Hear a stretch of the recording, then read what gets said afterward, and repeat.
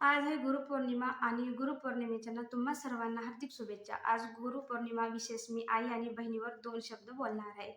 तर आईनी संस्कार दिले, बहिणींनी साथ दिली. या माझ्या दोन्ही गुरूंना गुरुपौर्णिमेच्या हार्दिक हार्दिक शुभेच्छा.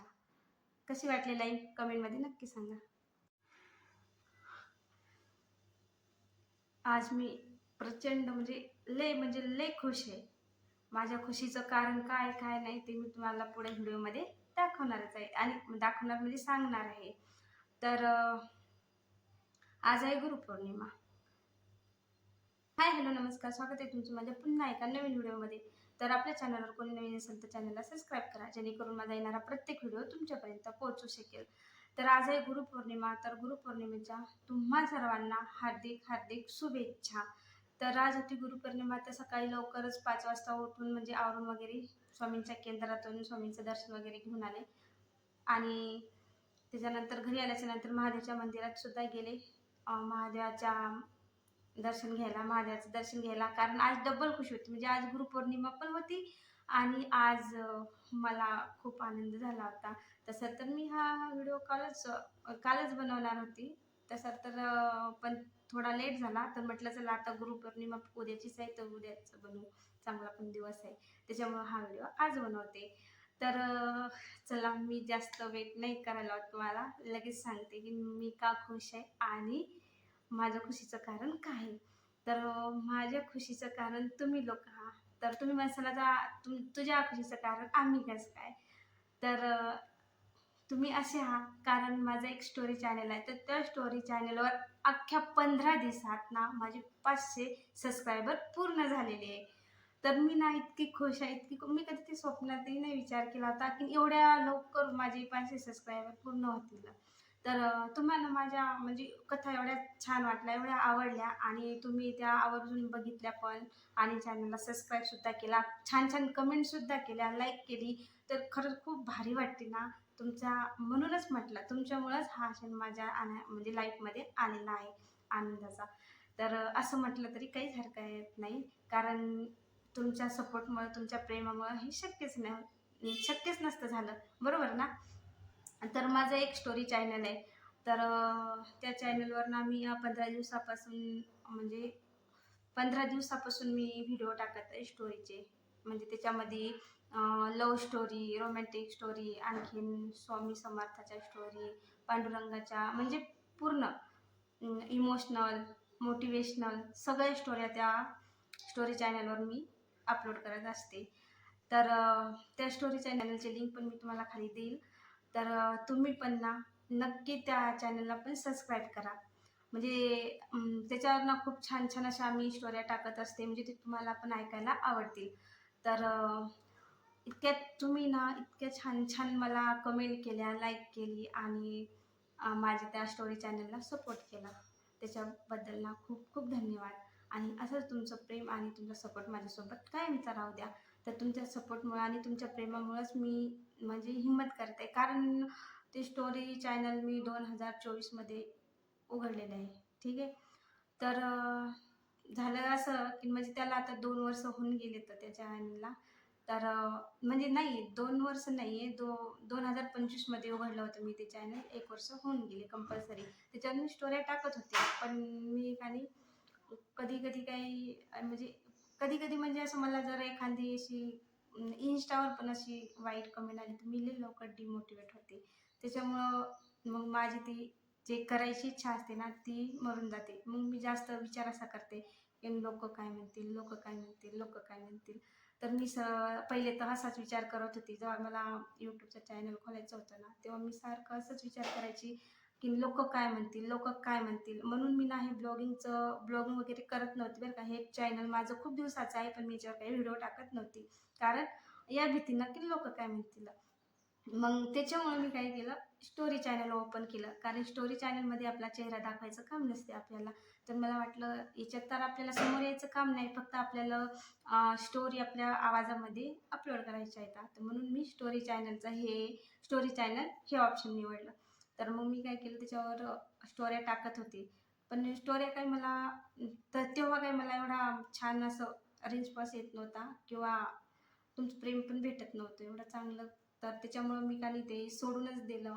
म्हणजे सोडून दिलं कसं, मी कशी करायची आहे, मी कंटिन्यू करत नव्हती. म्हणजे आज टाकली, उद्या टाकली, परवा टाकली, तर मग मी मला येतं महिना-महिना सोडून द्यायची किंवा टाकायचीच नाही. मी कंटाळा करायची, हे ते असं वाटायचं यूज येत नाही तर मग कशाला टाकायचं असं तसं. पण मी असे बरेच चॅनल पाहिले तर की 1-1, 2-2 वर्षाचे चॅनल आहेत की त्या म्हणजे लेडीज काम करतात चॅनलवर.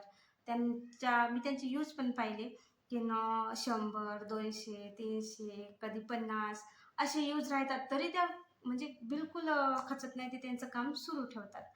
तर मी लय लवकर डिमोटिवेट होते आणि मला म्हणजे असं सांगणारं कोणीच नाही आहे. त्याच्यामुळं मी माझ्या मनानं चालू करते, बंद करते, जेव्हा टाकायचं तेव्हा असं करत असते. पण मी जी गलती केली ती तुम्ही करू नका. कंटिन्यू करायचं. कंटिन्यू केल्यानं म्हणजे चालतेच चालते, चांगला रिस्पॉन्स भेटतेच. कारण मी ठरवलं की आता काही पण झालं, तसंही दिवसभर घरी असून काय करणार, बोरच होते ना, त्याच्यात तरी आपलं मन तेवढंच रमते. तर मी असं ठरवलं की आता डेली काही पण हो, 50,000 व्ह्यूज आले ना, तर रोज स्टोरी अपलोड करायची, रोज. तर मी सांगते तुम्हाला, मी खूप साऱ्या स्टोऱ्या टाकल्या, पण माझ्या एकाही स्टोरीला चांगला म्हणजे चांगले व्ह्यूज आले नाहीत. एकाही स्टोरीला नाही आले. पण जसे मी 8 दिवस, 10 दिवस झालेत ना, जशी मी स्टोरी अपलोड करत राहिली ना, तर माझी एक स्टोरी ना, ती इतकी छान चालत आहे, एवढी छान चालत आहे. त्या एका स्टोरीमुळे ना माझे सबस्क्रायबर वाढत आहेत. आणि अजून एक, बरेच लोकं असे म्हणतात, की शॉर्ट व्हिडिओनं सबस्क्रायबर वाढतात, शॉर्ट व्हिडिओनं सबस्क्रायबर लवकर-लवकर वाढतात. पण तसं काही नाही. हां, म्हणजे खूप जणांसोबत असं होते, की शॉर्ट व्हिडिओना सबस्क्रायबर वाढतात. पण माझ्या माझ्या बाबतीत ना तसं नाही आहे. कारण माझ्या बाबतीत ना मी शॉर्ट कमी टाकते आणि लाँग जास्त टाकते स्टोरीमध्ये. लाँग स्टोऱ्या जास्त म्हणजे जास्त टाकते आणि शॉर्ट कमी टाकते. तर माझे सबस्क्रायबर ना लाँग व्हिडिओनेच वाढलेत जास्त. तर म्हणजे माझ्यासोबत उलटं झालं आणि बरेच जणांचं ऐकलं आहे, की शॉर्ट व्हिडिओनं लवकर सबस्क्रायबर वाढतात. पण जे माझ्यासोबत झालं ना, ते मी तुम्हाला सांगते. कारण माझ्या स्टोरी चॅनलचे जे सबस्क्रायबर आहेत ना, ते लाँग व्हिडिओनेच वाढलेले आहेत. आणि वॉच टाईम पण छानपैकी वाढते डेली. कारण माझे घरातले जे कामं असतात ना, ते मी नंतर करते. पण पहिले स्टोरी अपलोड करत असते आणि त्याच्यानंतर बाकीचे कामं. तर ते मी असं विचारही नव्हता केला, की 15 दिवसात माझे की 500 सबस्क्रायबर होतील म्हणून. अशी कल्पनासुद्धा नव्हती केली. आणि एक जर सबस्क्रायबर वाढला ना, एवढा आनंद होते, सांगूही शकत नाही, एवढा आनंद होते. तर जसं मी जशी चूक केली, की धरसोड केली, तसं तुम्ही करू नका. कंटिन्यू काम करत राहा. आणि मग आता मी इतके दिवस म्हटलं होतं, चला जाऊ द्या, की ना आपण या चॅनलवर जे ब्लॉगिंगचं चॅनल आहे त्याच्यावर व्हिडिओ नाही टाकायचे. पण म्हटलं चला, लोकांचा विचार जर केला ना, तर आपण कधीच काहीच करू शकत नाही. आपण जिथं आहे तिथंच राहू शकतो. आणि मी बाहेर जाऊन काम करू शकत नाही म्हणजे कसं, हे काही एवढी मोठी सिटी नाही आहे, की बाहेर जाऊन लेडीजला म्हणजे एवढं पण असं छान काम असेल म्हणून. इथं जास्त म्हणजे लेडीजला जास्त काही काम नाही. कारण ही काही एवढी मोठी सिटी नाही आहे, की इथं मोठमोठ्या कंपन्या असतील का काय म्हणून, असं काही नाही आहे. शेताशिवाय इकडं काही काम नाही आणि शेतातलं काम नाही मला जमत नाही. तर हेच होतं माझ्या आनंदाचं कारण, खुशीचं कारण. तुम्हाला माझ्या चेहऱ्यावरून दिसतच असेल, की मी किती खुश आहे. मला बनवायचा होता व्हिडिओ कालच, पण म्हटलं गुरुपौर्णिमेच्या दिवशीच बनवू. तर हे सर्व स्वामींच्या आशीर्वादाने आणि तुमच्या सपोर्टाने शक्य झालेलं आहे. असाच सपोर्ट आणि तुमचा साथ अशीच कायमची राहू द्या. आणि त्या स्टोरी चॅनलची लिंक मी तशी खाली देत आहे, तर तिथं जाऊन नक्कीच तुम्ही त्या चॅनलला सबस्क्राईब करा. म्हणजे आणखीन अजून म्हणजे जास्त छान छान स्टोऱ्या तुमच्यासाठी मी घेऊन येत जाईल. आणि हा व्हिडिओ कसा वाटला कमेंटमध्ये नक्की सांगा. आणि आणि मी कॅमेरासमोर ना एवढ्या वेळ ना आत्तापर्यंत कधीच बोलले नाही. कारण मी खूप विचार करते. आता पण मी जे व्हिडिओ बनवते ना, ते घर वगैरे लावून बनवत आहे. कारण सोशल मीडियावर काम करायचं म्हटल्यावर ते कसं आहे, म्हणजे जोपर्यंत आपण सक्सेस होत नाही ना, तोपर्यंत असं मला वाटते, की कोणालाच नाही आहे सांगायचं म्हणून. त्याच्यामुळं मी सांगत नाही आहे कोणालाच. आणि काही जर माझं म्हणजे ती आपल्याला कॅमेरासमोर बोलायची सवय नसते ना, तर थोडी भीती पण वाटते आणि छान पण वाटते. एकदा का म्हणजे सवय लागली ना, तर काही वाटत नाही आहे.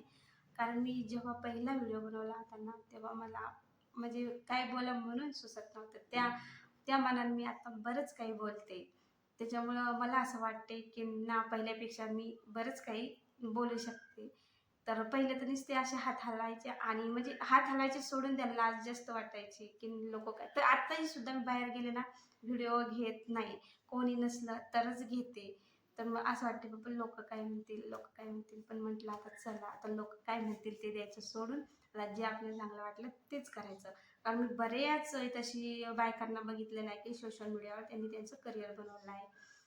तर चला मग व्हिडिओला इथंच मी थांबवते. व्हिडिओ कसा वाटला ते कमेंटमध्ये नक्की सांगा आणि हो आपल्या स्टोरी चॅनलला सबस्क्राईब करायला विसरू नका. धन्यवाद.